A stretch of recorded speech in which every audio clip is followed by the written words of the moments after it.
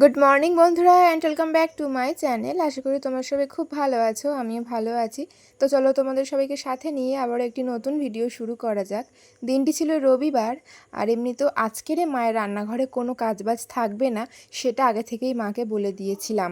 আজকে যেটুকু কাজবাজ যা করব সব আমিই করব, মানে রান্নাবান্নার সব দায়িত্ব আজকে আমার আর বোনের। আজকে শুধু রান্নাবান্না করে আমি আর বোন মাকে খাওয়াবো। তো সকালে ঘুম থেকে উঠেই দেখেছি যে মা রান্নাবান্না শুরু করে দিয়েছে, মানেই জল খাবারটা বানাচ্ছিল। আমি তো ভাবলাম রান্নাবান্না মা শুরুই করে দিয়েছে। তো আগের দিন রাত্রের ভাত ছিল, তো সেইটা একটু ডিম, একটু ক্যাপসিকাম আর একটু বটবটি দিয়ে মা ভেজে দিয়েছে। রান্নাঘরে জল শেষ হয়ে গিয়েছিল, আগে ভাগে সব ঢেলে নিচ্ছি, মানে আস্তে আস্তে জোগাড় করে নিচ্ছি, তা না হলে এমনিতেই রান্না করতে দেরি করি, তার উপরে আবারও দেরি হয়ে যাবে। এমনিতে আজকে সব প্রথম থেকে শেষ পর্যন্ত আমি আর বোনই জোগাড় করব, রান্না করব সবটা। আর এমনিতেও এই রান্না বান্নার প্ল্যানটা অনেক দিন ধরেই হচ্ছিল, তবে এই যে সময় সুযোগ করে আজকেরে করা হচ্ছে, কারণ এরপরে আবার বোনের পরীক্ষা শুরু হয়ে যাবে, তো তখন আর করতে পারবে না বোন। তো ওই জন্য প্ল্যান করে এই রবিবার দিনটাকে পছন্দ করে মানে সময় টময় বের করা হয়েছে। খাওয়া দাওয়া কমপ্লিট করে নিয়ে এই কাজটা করতে এলাম। মা বলছিল অনেকক্ষণ ধরে যে একটা কদম ফুল গাছ লাগিয়েছি বালতিতে, আর একটু ছোট ছোট নিম গাছের চারা, ওগুলোতেই জল দিতে এসেছি। আনারস গাছটাও মা সকালে এখানে পুঁতেছে, মানে আনারস খেয়েছিলাম তো আগের দিনে, মাথাটা নিয়ে বালতিতে আবার মা পুঁতে দিয়েছে। আর একটু গন্ধরাজ লেবুর গাছ আমাদের হয়েছিল, ওটা তো মাঝে মাঝে জল দিয়ে আজকে দিয়ে দিলাম। আর এই কদম ফুল গাছটা না এখন থেকে যত্ন করে করে জল দেব, একটু বড় হলে নিয়ে আমাদের ওই বাড়িতে লাগিয়ে দেবো। তোমরা দেখতেই পাবে সবটা, তোমাদের সাথে তো এবার আস্তে আস্তে সবটাই শেয়ার করব।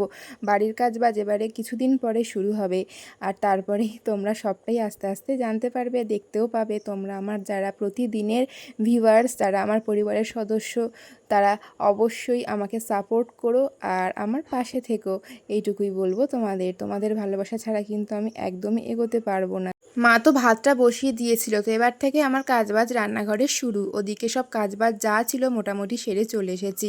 ভাতের ফ্যানটা ঝেড়ে দিলাম, ব্যাস। মা না রান্নাঘরে জানালা বন্ধ করে রান্না করে নেয়, তবে তখন অবশ্য সকাল সকাল থাকে। এখন আমি জানলা খুলে ফেলেছি, ভীষণ পরিমাণে গরম, মশা আসার ভয়তে মা না জানালা বন্ধ করে রাখে।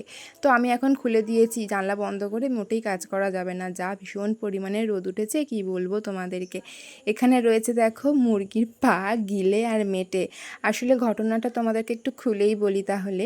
আগের দিন শনিবার ছিল, আমি আর বোন গেছিলাম নাচের ভিডিও শ্যুট করতে। তো সেখানে ভিডিও শ্যুট করতে গিয়ে আর একটা প্রবলেমে পড়ে গেছিলাম অনেক শখ করে সাজুগুজু করে। এবার বোন তো বোনের ভিডিও শ্যুট করেছে, তারপরে আমি একটু করেছিলাম হাফ, তারপরেরটা আমি আর ওখানে শ্যুট করতে পারিনি। ভীষণ বেশি লোকালিটি হয়ে গেছে জায়গাটাতে, জানো তো। যখন 2 বছর আগে ওখানে নাচের ভিডিও শ্যুট করতে যেতাম, তখন এতটা পরিমাণে লোকালিটি একদমই ছিল না। তবে এখন কিছুতেই শ্যুট করা যায় না। অনেক দুপুর দুপুর গেছিলাম, তবে তখন না অনেকটা রোদ রোদ ছিল, অনেক ছাওয়া ছাওয়া দেখে দেখে কিছু পরিমাণ শ্যুট করেছিলাম নাচের ভিডিওটা।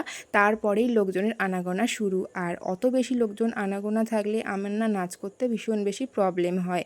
একটু ফাঁকা ফাঁকা জায়গা হলে নাচ করতে সুবিধা হয়, আর ভিউটা ভালো লাগে, তো সেই জন্য আর কি একটুখানি বাড়ির বাইরে গিয়ে নাচের ভিডিও শ্যুট করতে ভালোবাসি আমি।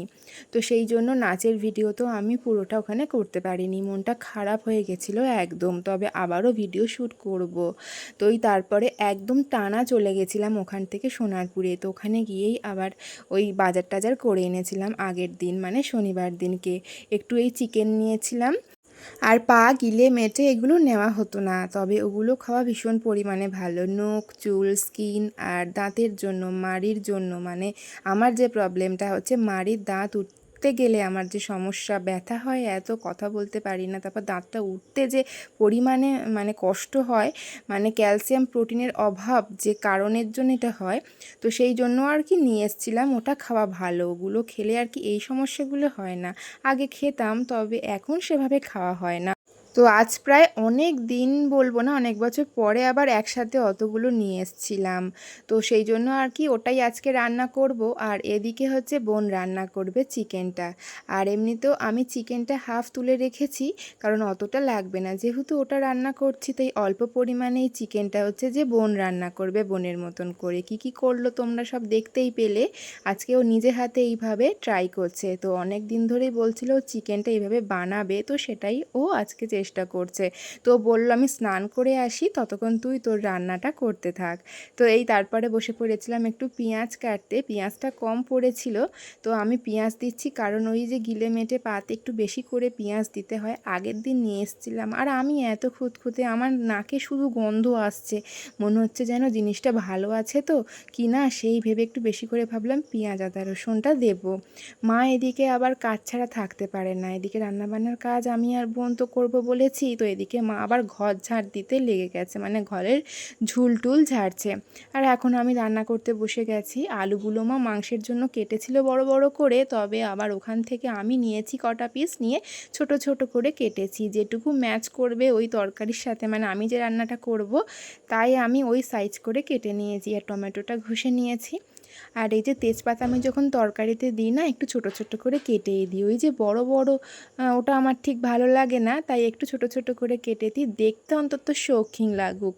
রান্নাবান্নার ক্ষেত্রে না আমি ভীষণ বেশি শৌখিন, আমার রান্নাবান্না করতে ভীষণ ভালো লাগে, আর সেটা ভীষণ পরিপাটি করে।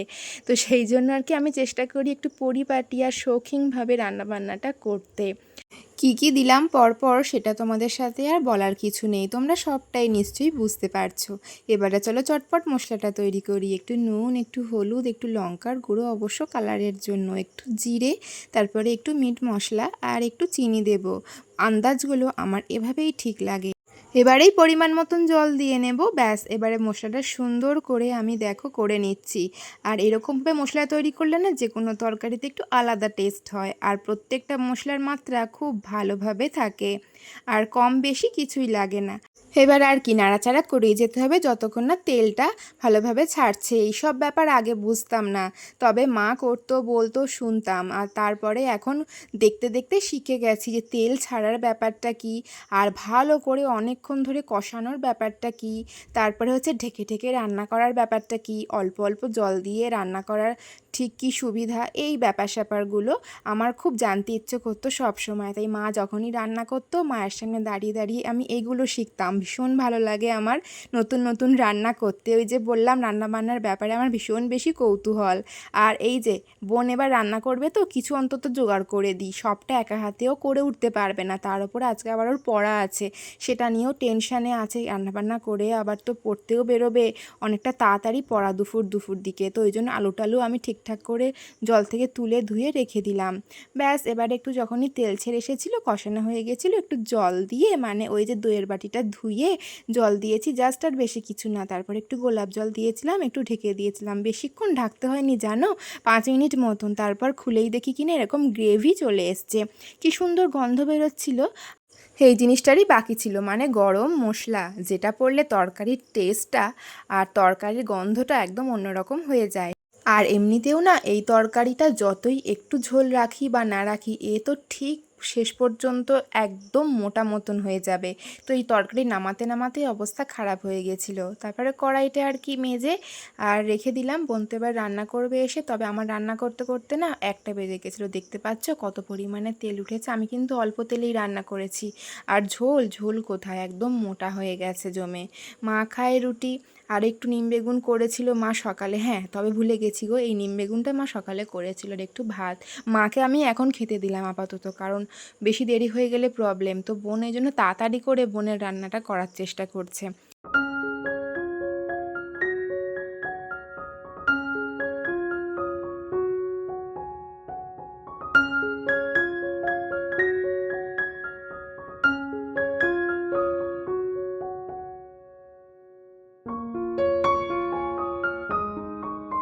মাংসটা যেহেতু ও অনেকক্ষণ ম্যারিনেট করে রেখে দিয়েছিল, প্রায় 1 থেকে 1.5 ঘন্টা, তো তারপরেই হচ্ছে যে রান্নাটা করতে খুব সুবিধা হয়েছিল, বেশি দেরি হয়নি, সব ঠিকঠাকভাবে তাড়াতাড়ি হয়ে গেছিলো। আর মাধব ভীষণ খুশি যে আজকে আমি আর বোন দুজনেই দুরকম রান্না করে মাকে খাওয়ালাম। তো বোনের তরকারিটাও বললো দারুণ হয়েছিল, আর আমারটাও নাকি খেতে একদম অন্যরকম হয়েছিল মা বলল।